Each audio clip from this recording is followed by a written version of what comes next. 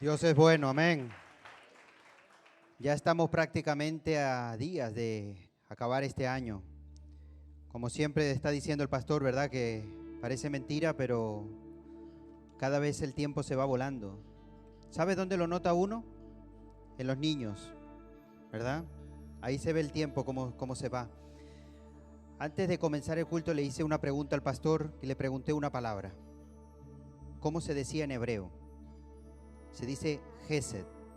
¿Alguien sabe qué significa Gesed? Misericordia. No sé por qué, pero es una palabra que viene el Señor tratando en mi vida. Y sin algo puedo decir es que Dios ha sido misericordioso. ¿Lo ha sido contigo? Me venía también un salmo y es el que vamos a abrir el culto en esta hora. Salmo 136.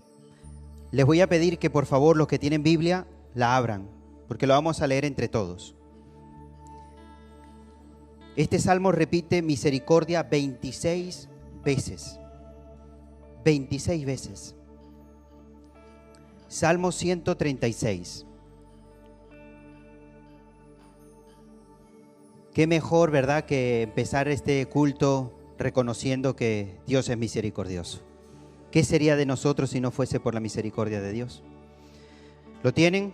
De toda manera está la pantalla. Yo voy a decir la primera frase y ustedes van a continuar con lo que dice. Todo el versículo, cada uno dice porque para siempre es su misericordia. ¿Lo habéis entendido? Ok, vamos a leer la palabra del Señor. Dice así: alabad al Señor porque Él es bueno. Alabad al Dios de los dioses. Alabad al Señor de los señores.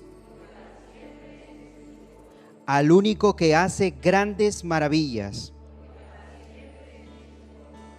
Al que hizo los cielos con entendimiento. Al que extendió la tierra sobre las aguas.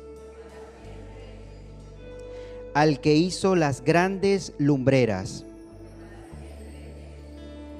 el sol para que se enseñorease en el día, la luna y las estrellas para que se enseñoreasen en la noche. Y voy a saltar al versículo 23. Él es el que en nuestro abatimiento se acordó de nosotros y nos rescató de nuestros enemigos. El que da alimento a todo ser viviente. Y vamos a leerlo todo junto, el último. Dice así: alabad al Dios de los dioses, porque para siempre es su misericordia. ¿Cuántos dicen amén? Dale ese fuerte aplauso a nuestro Dios.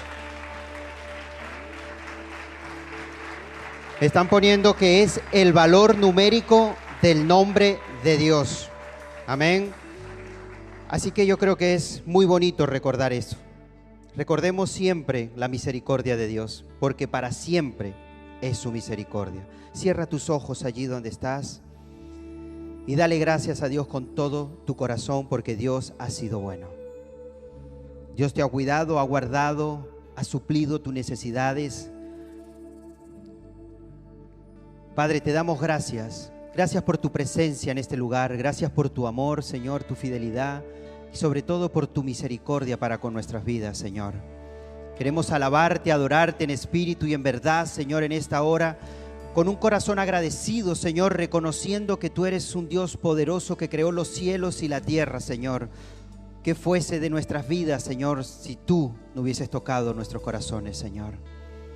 Gracias porque podemos decir, Señor, que tú nos has acompañado y hasta hoy, Señor, tú nos has mantenido de pie, Señor, pero sabemos que seguirás glorificándote, Señor, en nuestras vidas. En esta hora queremos presentarte, Señor, este último culto de este año, Señor, para que tú hables, Señor, a nuestras vidas. Señor, ayúdanos a estar atentos, pendientes, Señor, a lo que tienes preparado para nosotros. Que esta palabra poderosa caiga en buena tierra y dé fruto al 100%, Señor. Ayúdanos, Señor, también a cantarte con gozo, con alegría, Dios mío, con entendimiento, a disfrutar, Padre, de lo bueno que tú eres, Señor. porque tu palabra dice que para siempre es tu misericordia, Padre. Y queremos darte a ti toda la gloria y toda la honra. En el nombre de Jesús. Amén y amén. Dale un fuerte aplauso a nuestro Dios. Vamos a orar un momentito. Si les parece, hacemos una breve oración para que el Señor en este último mensaje del año, ¿verdad?, nos permita oír su palabra y podamos disfrutar de ella y atesorarla en nuestros corazones. Señor, gracias te damos por este privilegio que nos das una vez más de poder estar aquí reunidos, Señor, en torno a tu palabra. Bendice nuestras vidas, Señor. Háblanos a través de ella como siempre lo haces y que podamos sobre todo tenerla presente para que nuestra vida pueda crecer y desarrollarse cada día más y más a tu propósito, a tu voluntad, a tu deseo para nuestras vidas, Señor. Quita cualquier distracción, cualquier impedimento y que tú tomes esta palabra para hablar a nuestros corazones y nuestras vidas en esta tarde, en el nombre de tu amado Hijo Jesús. Amén y amén.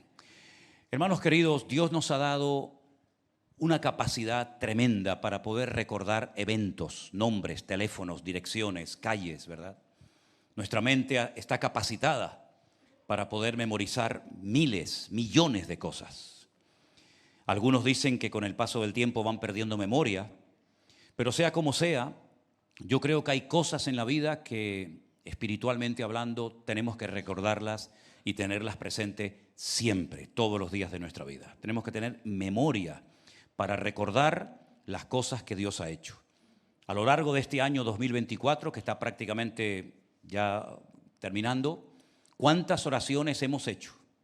Y no solamente podemos decir que el Señor las ha oído, sino que muchas de ellas las ha contestado, ¿verdad?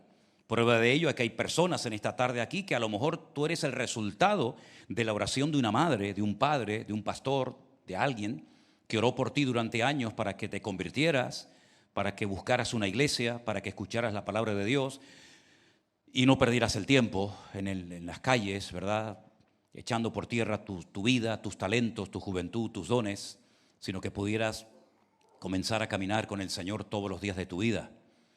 ¿Cuántos milagros ha hecho el Señor a lo largo de este año 2024, verdad?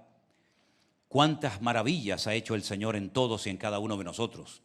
Si comenzáramos a enumerar una por una todas las oraciones contestadas, todas las puertas abiertas, todas las veces que Dios ha suplido milagrosamente nuestras necesidades, realmente nos quedaríamos sorprendidos. Este año ha sido sin lugar a dudas un año especial, un año victorioso, pero confiamos de que el próximo año aún sea aún mejor que este año que está a punto de terminar. Amén, hermanos. Esa es nuestra fe, esa es nuestra petición. También ha sido un año duro y difícil de muchos cambios en la política, en lo económico. Ha habido guerras, ha habido gente que ha sido secuestrada y que todavía no han sido liberados. Estamos orando para que pronto se produzca el milagro. Y ha sido realmente un año, como yo digo, muy interesante, donde hemos visto que la palabra de Dios es fiel, que se cumple, que nosotros los cristianos no tenemos una fe loca, una fe ciega, una fe absurda, sino que nuestra fe está basada en la palabra de Dios. Dios que goza de todo nuestro respeto y un Dios creíble porque ha demostrado en muchas ocasiones que uno se puede fiar de Él, que uno puede poner la vida y la confianza en Él y lo seguiremos haciendo Dios mediante el resto de nuestra vida. Ahora, hay cosas que a veces en la Biblia se hicieron para que la gente recordara algo especial que Dios hizo. Por ejemplo, cuando cruzaron las 12 tribus de Israel el río Jordán, la Biblia dice que antes de que las aguas volvieran a cerrarse, Josué le pidió a uno de los representantes de cada tribu de Israel, es decir, a 12, que sacaran 12 piedras grandes de las profundidades del río Jordán y las colocaran una encima de la otra y para que sirviera como una especie de monumento conmemorativo. Allí el Señor hizo un milagro. Y dice que cuando en las próximas generaciones los descendientes de aquellos preguntaran ¿qué significan esas piedras? La respuesta sería, esas piedras antes no estaban ahí, fueron puestas ahí. Fueron sacadas de las profundidades del río Jordán y se pusieron una encima de la otra, un total de 12, para que todos ustedes recordaran que aquí un día el Señor abrió las aguas de este río para que su pueblo Israel pasara y tomara posesión de la tierra prometida. Jacob, dice la Biblia, que tuvo una noche un sueño donde Dios le habló. Y entonces dice que la piedra que le sirvió de almohada derramó un poco de aceite sobre ella, y para él esa piedra le recordaría aquella experiencia, aquellas palabras, aquella revelación que el Señor trajo a su vida. Y podríamos enumerar muchas cosas que se hicieron y se dijeron a lo largo de la historia para que cuando pasara el tiempo se recordara lo que Dios había hecho en aquel lugar. Hay una historia muy interesante en 1 Samuel capítulo 7 que nos habla acerca de algo que el profeta Samuel hizo como un monumento conmemorativo para recordar algo importantísimo que Dios había hecho. 1 Samuel capítulo 7, a partir del verso 1, leemos lo siguiente. Vinieron los de Kiriat Jearim, el bosque espeso, y llevaron el arca de Dios y la pusieron en casa de Abinadab. Quédense con ese nombre, es muy importante, Abinadab, que estaba situada en el collado, y santificaron a Eleazar su hijo para que guardase el arca de Dios. Desde el día que llegó el arca a Kiriat Jearim, pasaron muchos días. Dice aquí, 20 años. Y toda la casa de Israel lamentaba en pos de Dios. Versículo 3. Habló Samuel a toda la casa de Israel diciendo: si de todo corazón os volvéis a Dios, quitad los dioses ajenos, y Astarot, es un ídolo de aquella época que está entre vosotros, y preparad vuestro corazón a Dios, y solo a Él servid, y os librará de la mano de los filisteos. Entonces los hijos de Israel quitaron a los Baales y a Astarot, y sirvieron solo a Jehová. Samuel dijo: reunid a todo Israel en Mizpa, y oraré por vosotros a Dios. Se reunieron en Mizpa y sacaron agua y la derramaron delante de Dios, y ayunaron aquel día, y dijeron allí: contra el Señor hemos pecado.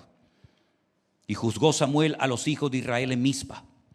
Cuando oyeron los filisteos que los hijos de Israel estaban reunidos en Mizpa, subieron los príncipes de los filisteos contra Israel, y al oír esto los hijos de Israel tuvieron temor de los filisteos.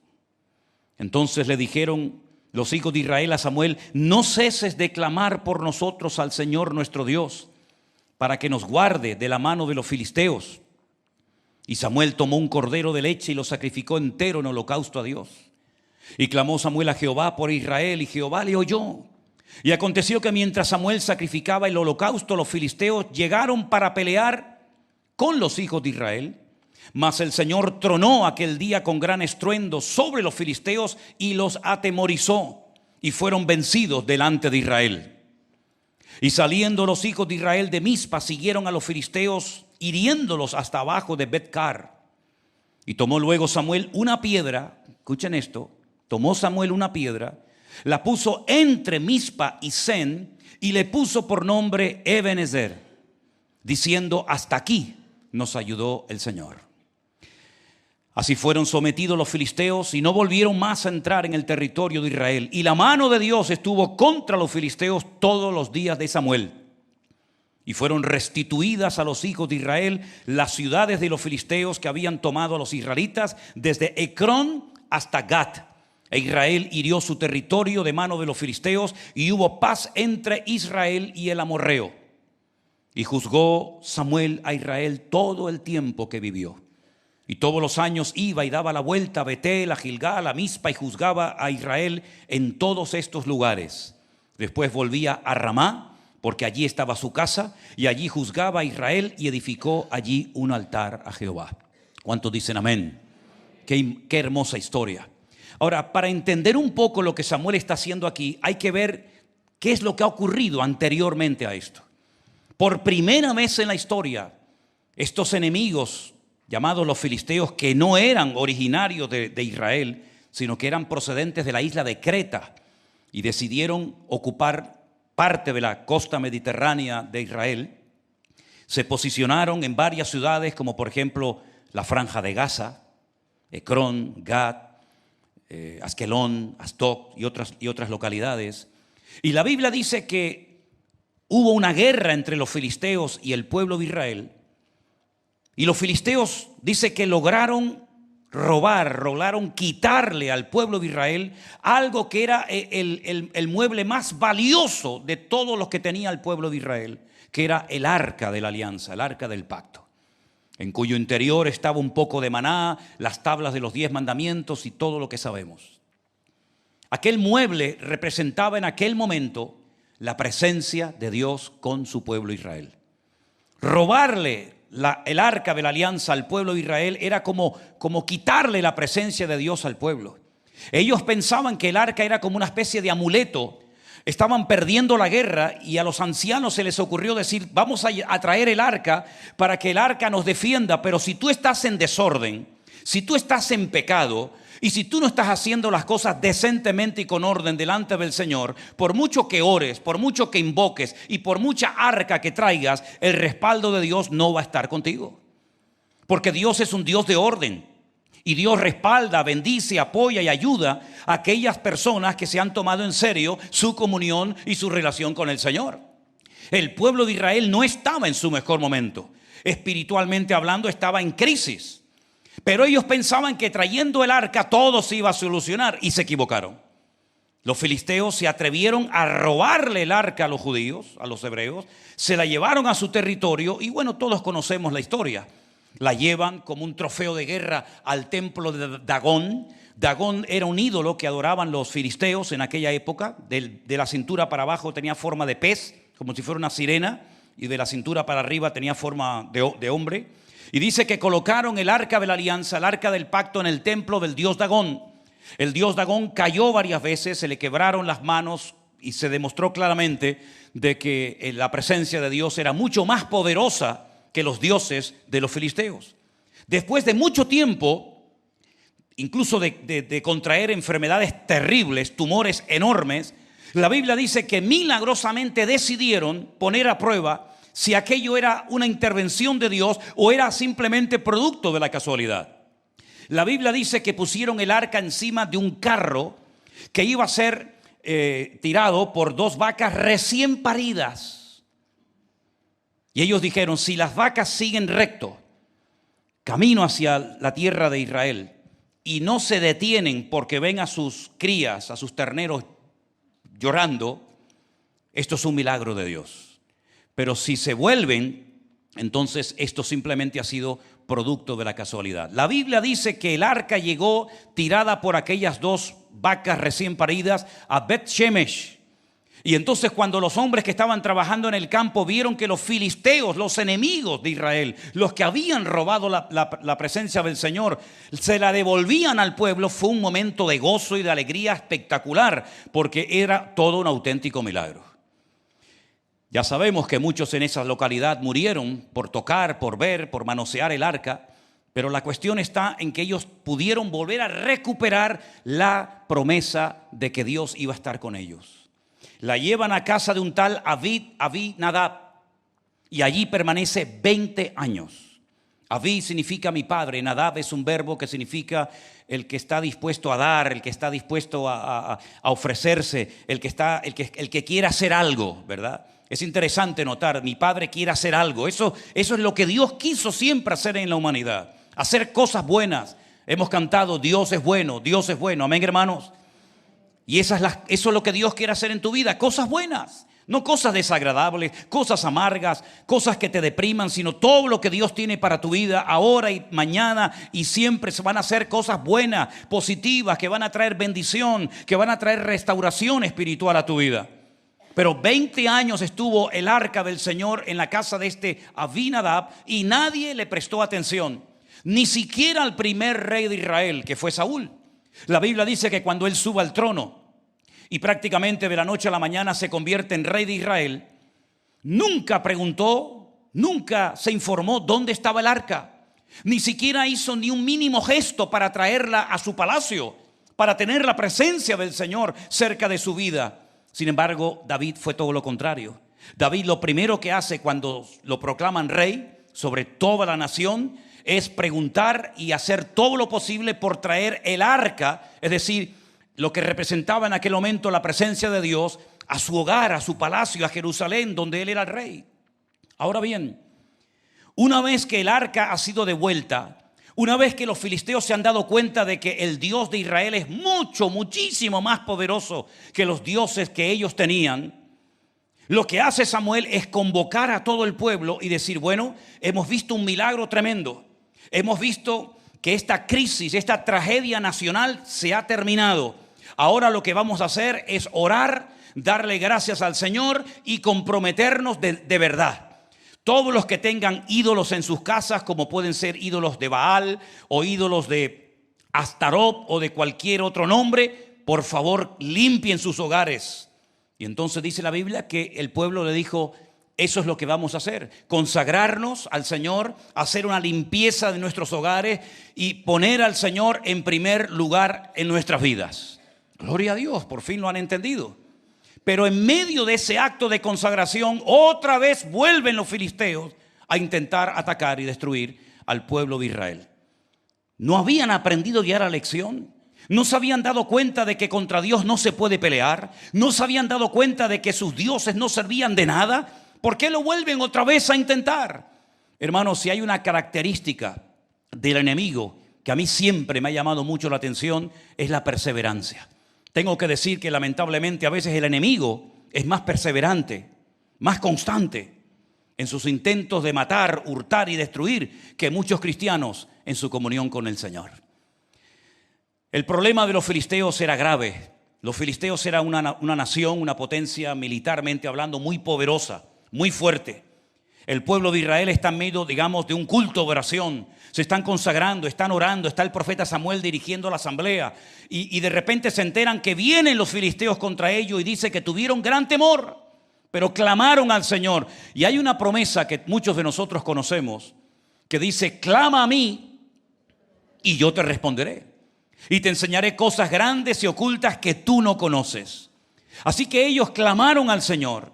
Ellos no le dieron lugar al miedo, sino que le dijeron a Samuel, no dejes de orar, no ceses de orar por nosotros, vamos a seguir adelante. Viene el enemigo, pero vamos a derrotarlo ahora de rodillas. Vamos a derrotarlo orando. Y dice la Biblia que el Señor ese día hizo algo tremendo. Tronó desde el cielo con gran estruendo, los atemorizó y los filisteos fueron vencidos delante del pueblo de Israel. ¿Cuántos dicen amén? Ese es nuestro Dios, el Dios que pelea nuestras batallas. El Dios que aunque tengas la soga al cuello, el agua hasta el cuello, si clamas al Señor desde la angustia, verás la gloria del Señor en tu vida. ¿Cuántos dicen amén?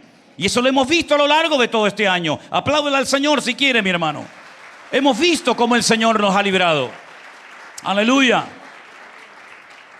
Como la victoria fue muy contundente, muy evidente, muy clara, y Samuel sabía cómo era la gente, que tarde o temprano volverían otra vez a olvidarse, volverían otra vez a caer en la idolatría. Samuel hace algo que él nunca había hecho, y es coger una piedra,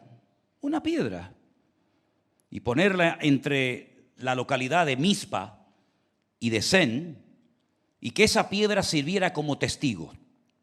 Y le dijo a esa, o llamó a esa piedra con el nombre que ustedes van a ver ahora en la pantalla. La llamó Eben Hazer, que significa hasta aquí nos ayudó el Señor. Hasta aquí nos ayudó el Señor. Y yo quiero que tú en esta tarde seas consciente de que hasta este culto, hasta este día, hasta este minuto, el Señor ha sido y será nuestra ayuda. ¿Cuántos dicen amén? El Señor ha sido, es y será nuestra ayuda desde ahora y para siempre, porque Él es el mismo ayer, hoy y por los siglos, y Él no ha cambiado. Y esa piedra que se llamaba así, Dios es mi ayuda, nosotros podemos decir que nuestro Dios ha sido y es nuestra ayuda, nuestro pronto auxilio en las tribulaciones, nuestro pastor, nuestra luz, nuestro pan, nuestra ayuda, y no nos ha fallado en ningún momento. Amén, hermanos. En ningún momento nos ha fallado el Señor, sino todo lo contrario. Ahora, en la primera palabra que ustedes ven, Eben, que es la palabra piedra, fíjense qué interesante. Las dos primeras letras, la Aleph y la Bet, además tenemos a uno que habla hebreo perfectamente en esta tarde, que me puede corregir, significa padre. ¿La podemos poner? La palabra Ab significa padre. Son las dos primeras letras de la palabra piedra. La letra Av y la letra Bet. Aleph, perdón, significa padre. Y la del centro, la letra Bet y la Nun, significa hijo, ven. Nosotros creemos en Dios, en su Hijo Jesucristo y en su Espíritu. No tenemos ningún problema en aceptar esto. Y no tengo ningún problema en aceptar que Dios tiene un Hijo y que Jesús le dijo al Padre que oraría a sus discípulos para que nos mandara al Consolador. Y no tenemos ningún problema en aceptar esto porque esto es bíblico. Hay un Dios que es Padre, hay un Hijo y hay un Espíritu.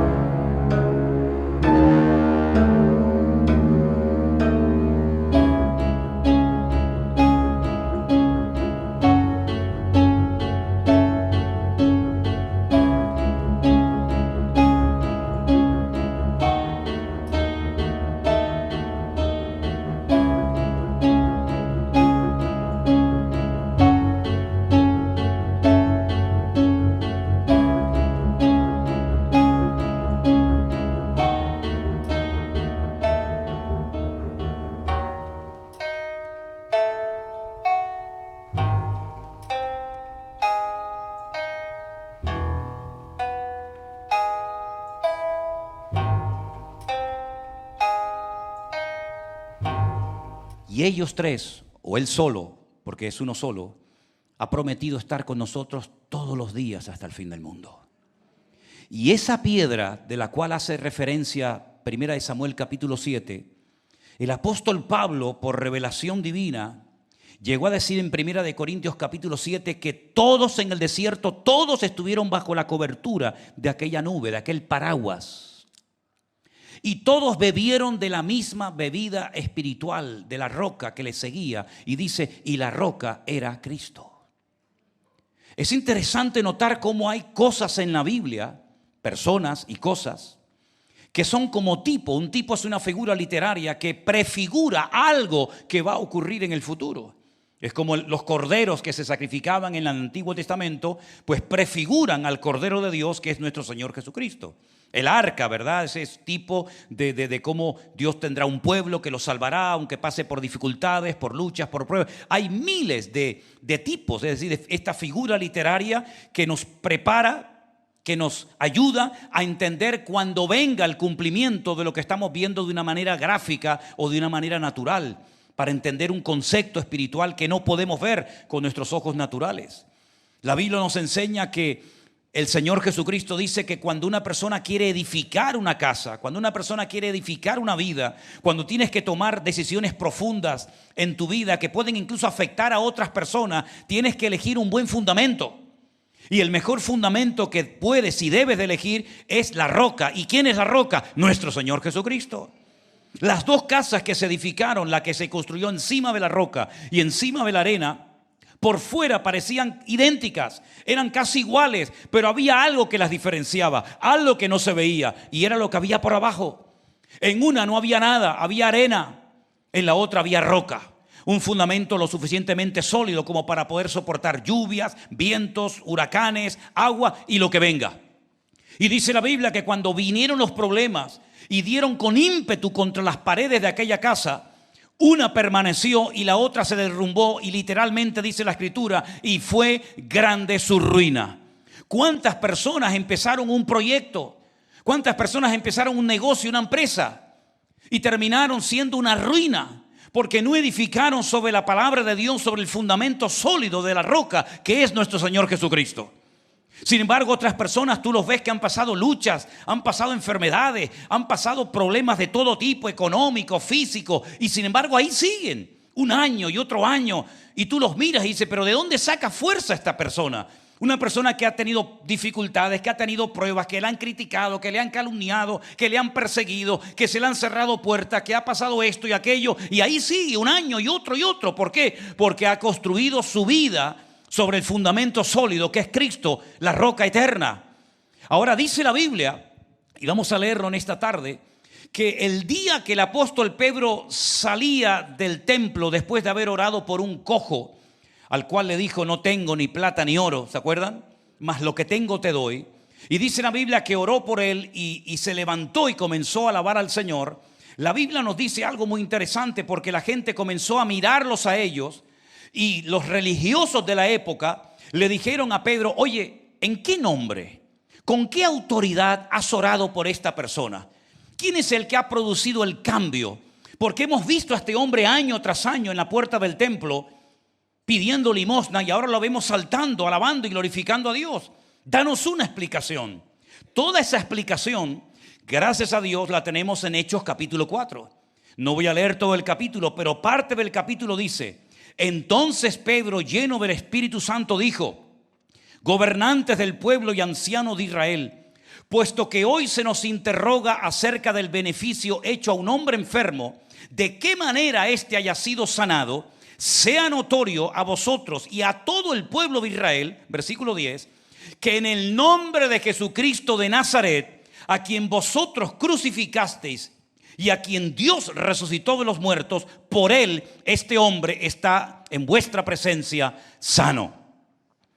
Este Jesús, escuchen bien, este Jesús al que ustedes crucificaron, al que ustedes rechazaron, al que ustedes le dieron la espalda, con el que no quisieron subir nada, a este Jesús, a este Yeshua, a este Mashiach, él es la piedra reprobada por vosotros los edificadores, la cual ha venido a ser la cabeza del ángulo. Este texto está en el Salmo 118, el verso 22. Pedro hace referencia al tiempo de la edificación del templo. Cuando cuenta la historia que las piedras venían cortadas y prácticamente numeradas para ser ensambladas y no producir ningún tipo de orden, ningún tipo de ruido en el lugar donde se estaba construyendo el templo. Y por lo visto llegó de la cantera una piedra que por lo visto, según los edificadores, según los entendidos, no venía bien. Alrededor de Jerusalén hay no solamente piedras, sino también hay columnas. Por ejemplo, cerca de una calle donde nos hemos quedado durante años a dormir, la calle Shiftei Israel, hay una columna que se quebró y allí se quedó y lleva pues 2000 años, era para el segundo templo. Pero esta piedra en particular, que por lo visto no venía en buenas condiciones, según los edificadores, la arrojaron al torrente del Cedrón. Dijeron, no nos sirve, manden otra piedra, esta piedra viene defectuosa, no encaja, no es rara, no está bien. Se dieron cuenta de que se habían equivocado. El problema no estaba en la piedra, el problema estaba en los que construían el templo. Al final reconocieron que se habían equivocado y la piedra que desecharon los edificadores Al final vino a ser la piedra más importante de todas, porque era la que cerraba, era la piedra angular. Y eso es como un tipo, como una señal, como una lección objetiva de lo mismo que le pasó al Señor Jesucristo hace 2000 años. Él vino cumpliendo más de 350 profecías a lo largo de su breve ministerio, para que quedara constancia de que él no era un impostor, ni se había aprendido de memoria todas las profecías e intentó por todos los medios cumplirlas. Era prácticamente imposible la probabilidad de que fuera el verdadero Mesías. Si no era el verdadero Mesías, haciendo un personaje, actuando, era prácticamente nula. Por lo tanto, cuando él demuestra con las Escrituras, con la ley de Moisés, con los salmos, con los profetas, etcétera, etcétera, que era el verdadero Mesías, finalmente lo rechazaron. Pero fue un rechazo temporal, no es un rechazo permanente. La Biblia dice que el pueblo de Israel rechazó temporalmente al pueblo de Israel, y ese rechazo temporal ha enriquecido al mundo, porque gracias a ese rechazo pudo entrar la plenitud de los gentiles, pudo llevarse el evangelio a gente que sí lo quería recibir. Y al final de los tiempos dice la Biblia que el Señor volverá otra vez a hacer el gran milagro de que aquellos que le rechazaron, aquellos edificadores, aquellos religiosos, aquellos políticos, aquellos sabios, aquellos cultos que decían que él no podía ser el verdadero Mesías, por motivos que me llevaría mucho tiempo a explicar ahora, tendrán que reconocer en su momento que los 27 falsos mesías que han reconocido como mínimo a lo largo de la historia, esos sí eran falsos, pero que al verdadero que lo rechazaron finalmente, cuando lo vean venir en una nube, toda rodilla se doblará, toda lengua confesará que Cristo es el Señor, para gloria de Dios el Padre. ¿Cuántos dicen amén? Y nosotros, gracias al Señor, ya lo hemos reconocido. Aleluya, amén. Así que esa piedra era una piedra, no era algo mágico, era simplemente un objeto inanimado, como una piedra. Pero cada vez que pasaran por esa población, cada vez que vieran esa piedra, podrían recordar que aquellos enemigos terribles que odiaban al pueblo de Israel y que vinieron en plena reunión, en plena asamblea a comérselos y a destruirlos, fueron destruidos porque Dios ese día hizo un milagro desde su trono, tronando y desbaratando todos los planes del enemigo. Hermanos queridos, cuando el pueblo de Dios ora, cuando tú clamas al Señor, cuando tú invocas el nombre del Señor, no importa si no tienes mucha desenvoltura en la oración. Hay gente que, y no lo digo como reproche hacia nadie, sino lo digo para que no te sientas mal, porque la primera vez que a mí en un culto público me pidieron orar, no lo pude hacer. Tenía aquí en la garganta como, no se me ocurre otra cosa que decirles, como si tuviera una papa. Aquí se me atragantó en la garganta y no podía gesticular palabras, no podía orar. Me daban pánico las reuniones donde había mucha gente. Y me sentía muy incómodo, no me gustaba estar en reuniones donde hubiera mucha gente. No, ni encima que me pidieran orar, para mí era algo prácticamente imposible. Lo mismo me pasó durante 3 domingos seguidos. Cuando uno de los pocos pastores que tuve en mi juventud, me pidió que cantara un domingo por la tarde una canción especial, no aparecí, no fui al culto. Ni el primer domingo que me lo dijo, ni el segundo, ni el tercero, hasta que el cuarto ya me sentó y me dijo, ¿de qué vas, amigo? ¿Qué pasa contigo? Y me resultaba imposible poder orar. Si alguno de los presentes o alguien que los está viendo en sus hogares te identificas con mis palabras diciendo es que a mí me cuesta todavía orar, y mira que llevo años en la iglesia, y mira que he oído a gente orando, yo quiero que sepas que aunque no tengas mucho vocabulario a la hora de orar, si oras de corazón, el Señor te escucha a ti, exactamente igual que aquellos que oran que parece que no terminan nunca y que hay que decirle, hermanito, corta ya que es tarde. Me pasó una vez en Galicia, fuimos a la casa de un matrimonio que nos invitó a comer, muy buena gente. Y a la hora de la comida, el dueño de la casa se puso de pie. Hermano, aquello más que una oración era un estudio bíblico.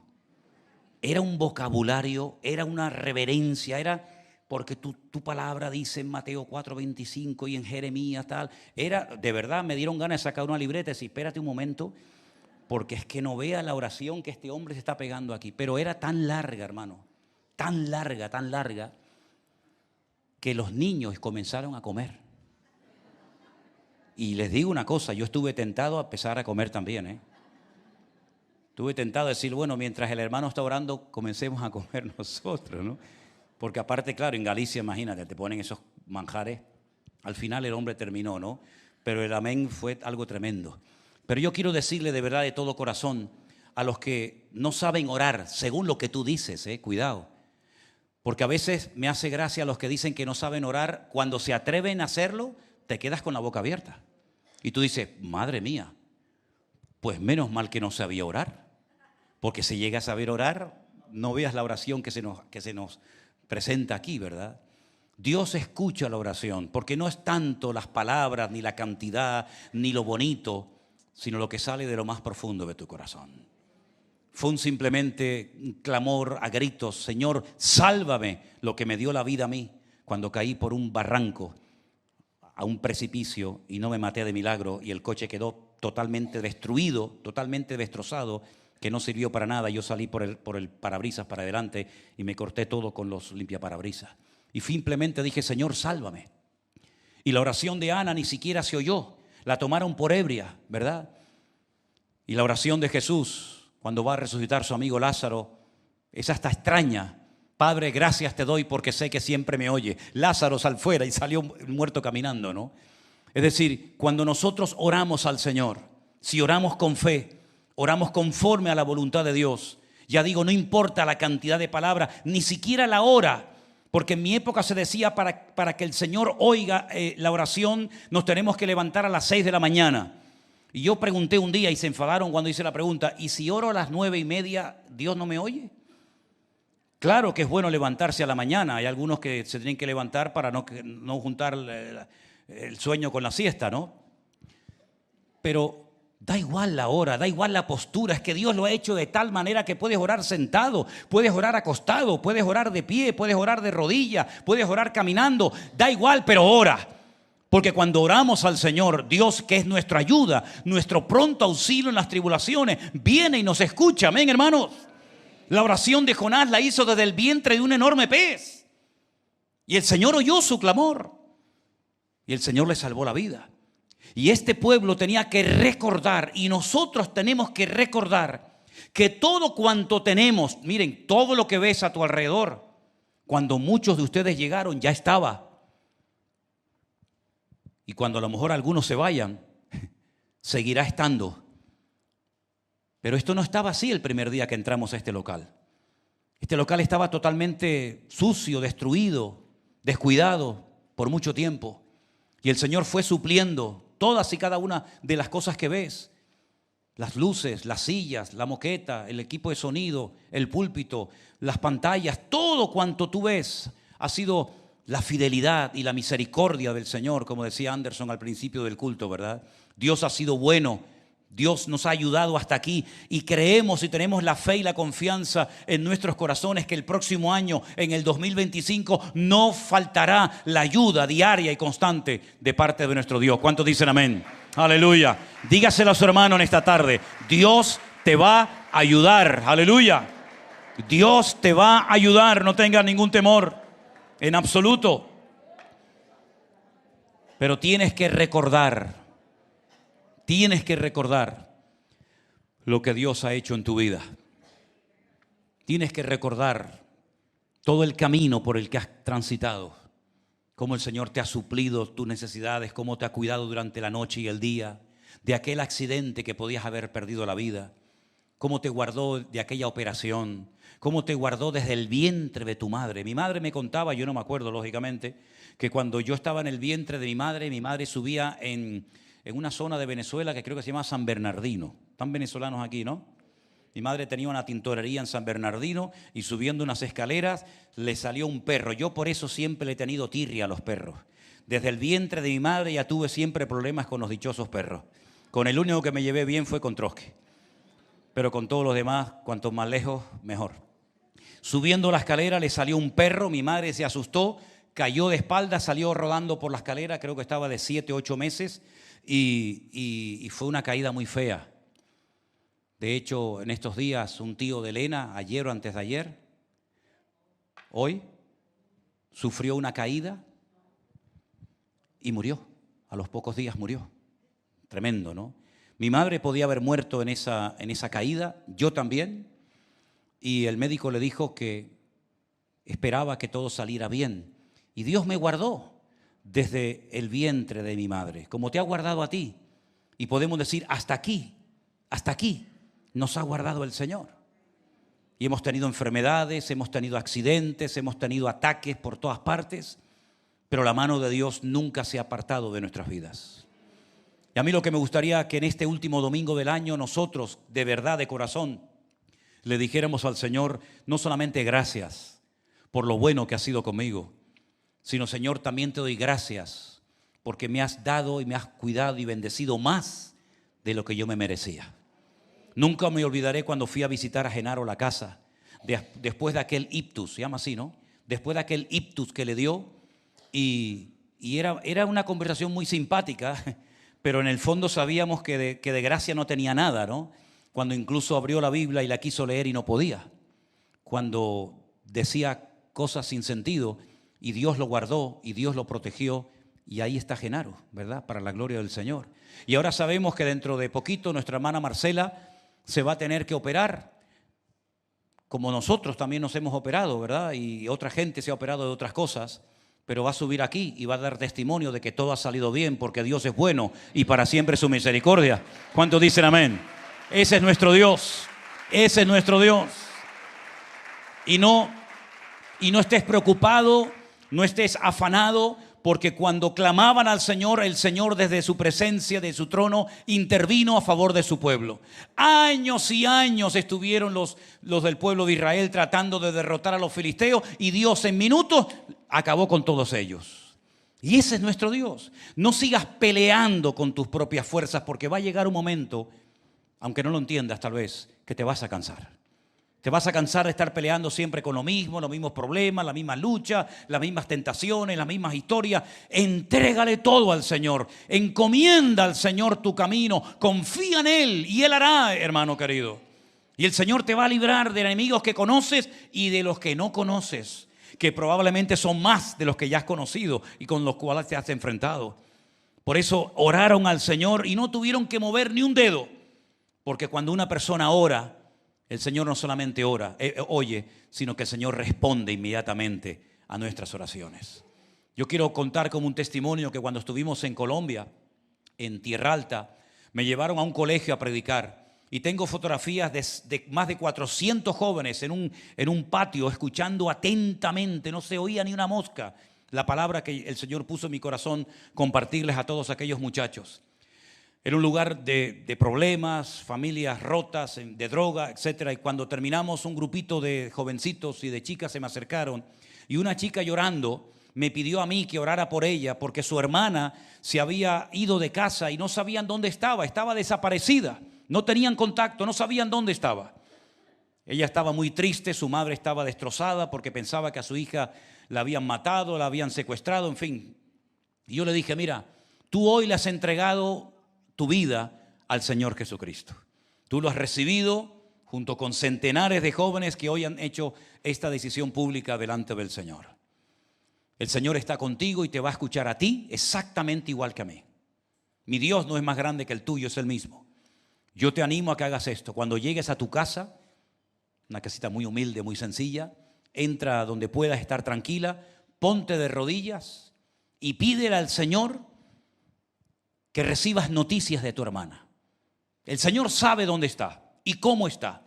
Tú ora y clama al Señor y el Señor hará un milagro. Y nos fuimos. A la noche teníamos culto en la iglesia. Y yo estaba justamente en la puerta de la iglesia saludando a los que entraban y vino esta jovencita, ya no con su uniforme de la escuela, sino muy bien arregladita, muy bien vestida, con su madre.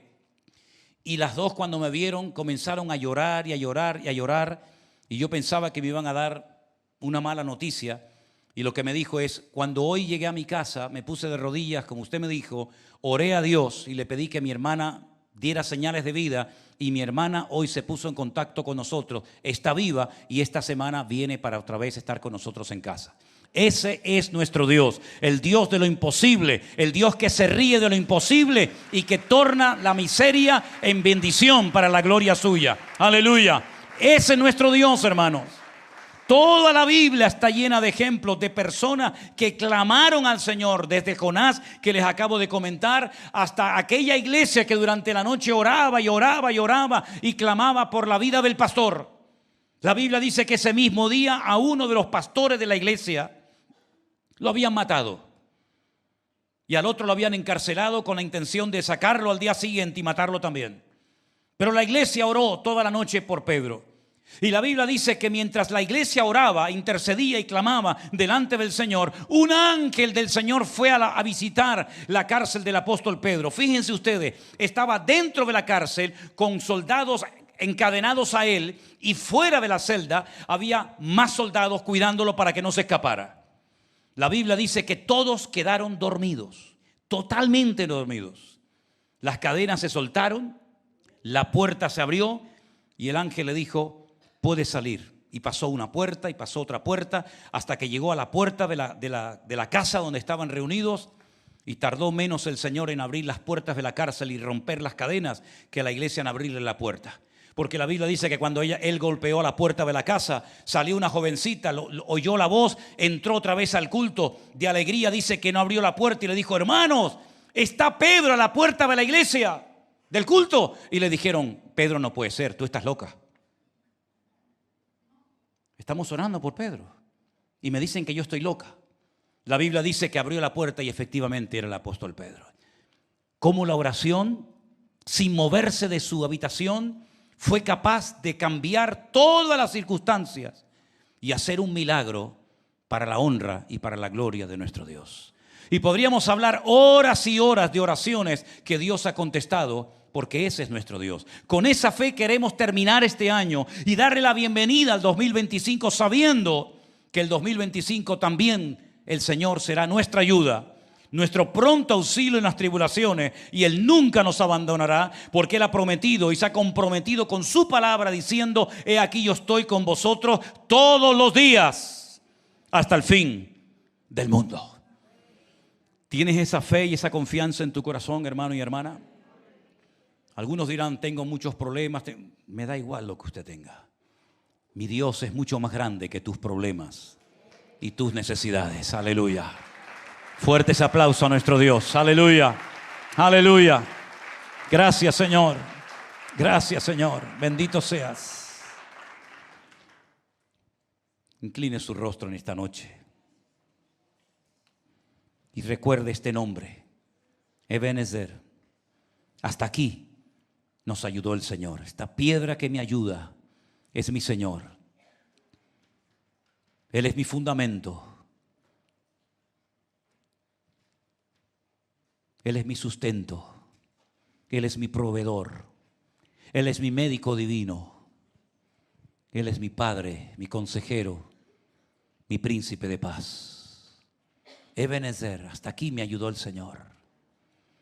Me ayudó en la infancia, me ayudará en la juventud, me ayudará en la vejez. Él es inmutable, Él no cambia. Las modas van y vienen, los hombres nacen y mueren. Hoy está uno, mañana otro, pero el Señor permanece por la eternidad, porque Dios es un Dios eterno y fiel. Aleluya. Y queremos en esta noche darte las gracias por todas las oraciones, por toda la misericordia, por toda la bondad que hemos recibido, Señor, a lo largo de este año. Gracias, Señor, porque tú has sido bueno. Aleluya. Gracias, Señor, porque tú nos has sustentado.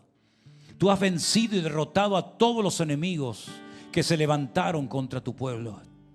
Y hoy estamos aquí para darte tributo, para darte honra y gloria y alabanza, porque tú has sido bueno, Señor. Aleluya.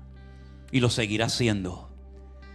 Ayúdanos a mantenernos firmes en la victoria, firmes en la fe, firmes en la palabra, firmes en la oración, y seguir constantes adelante, avanzando, aleluya, cada día más y más. Bendice a tu pueblo sobre toda la faz de la tierra.